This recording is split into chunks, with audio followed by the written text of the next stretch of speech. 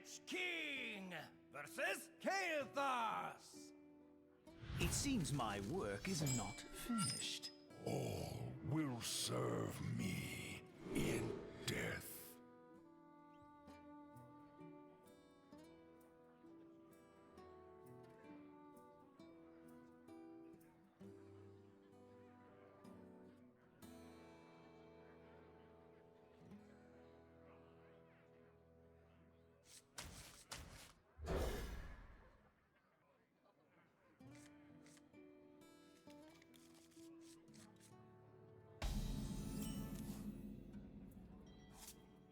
Job's done.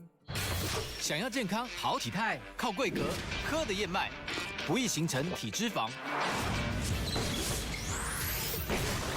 健康好体态。 Today, we're going to look at 3 medical mysteries, with each story being more unbelievable than the last. But before we get into those stories, if you're a fan of the strange, dark, and mysterious delivered in story format, then you've come to the right place because that's all we do, and we upload once a week. So, if that's of interest to you, the next time you're visiting the like button at their house, be sure you rub poison ivy all over their toilet paper. Also, please subscribe to our channel and turn on all notifications so you don't miss any of our weekly uploads. Okay, let's get into today's stories.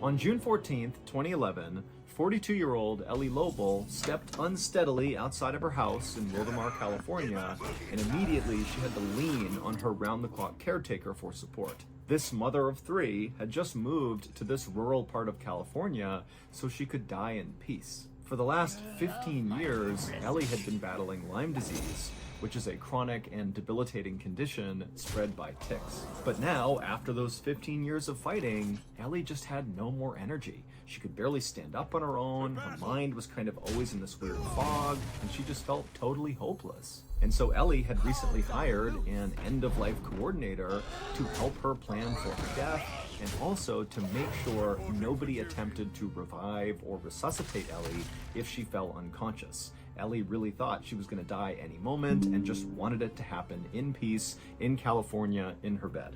But dying can be complicated, and Ellie, after moving to California, had laid in her bed for 3 days expecting to die, but didn't. And so, on June 14th, Ellie decided she would just get up, and with the help of her caretaker, she would just go for a walk in her new town. Every step was painful for Ellie as she clutched her caretaker's arm, but the sun was out, the sky was blue, and flowers were in bloom all around her, and just for a moment, Ellie suddenly realized she was feeling something she had not felt in a long time. She was feeling grateful to be alive.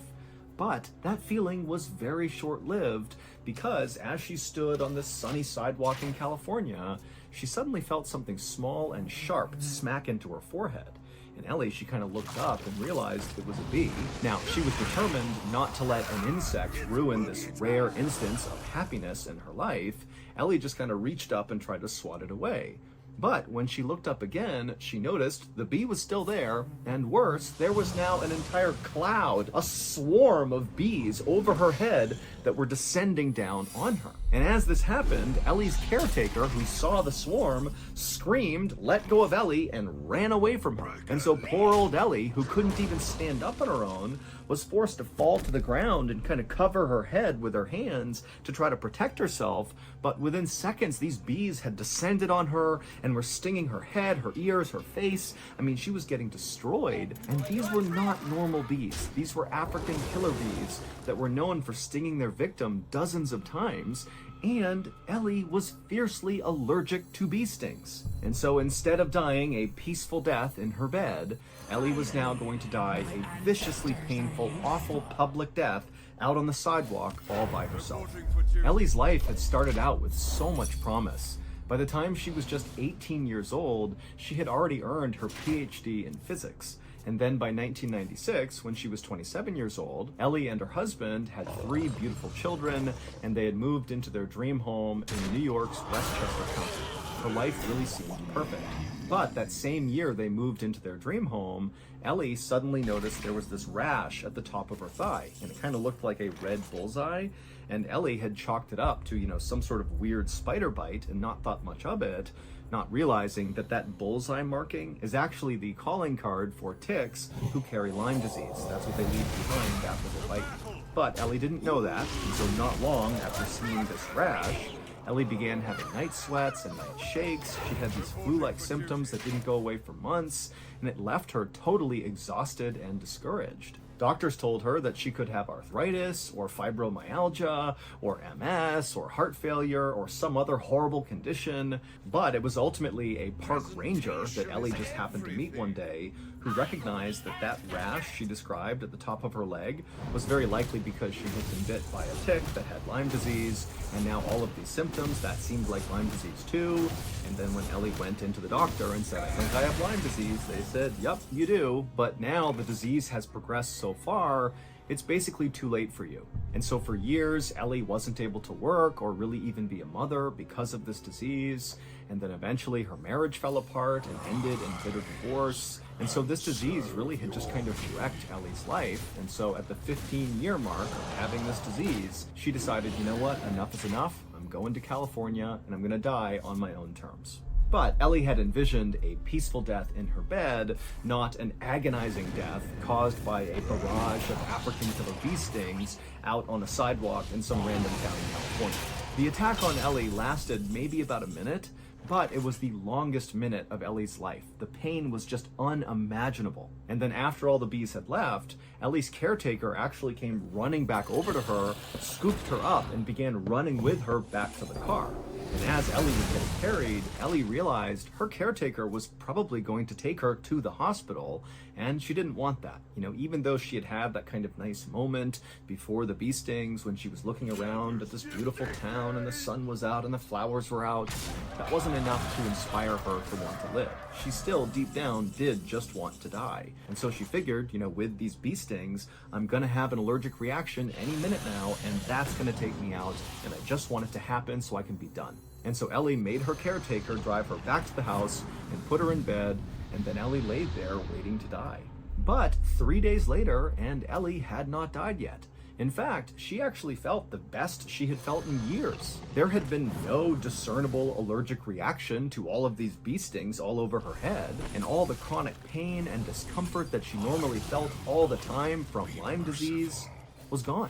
And after doing some research about bee stings and about Lyme disease, Ellie came across this 1997 study done in Australia that found the active ingredient in some wasp and bee stings was powerful enough to kill the bacteria that causes Lyme disease. But no one had ever really researched this because it was totally unethical to release a swarm of bees on a critical Lyme disease patient. But in Ellie's case, this happened on its own, and it really did cure her. The bee stings literally saved her life. And since her bee attack, Ellie has become the leading advocate for bee venom as a treatment for Lyme disease.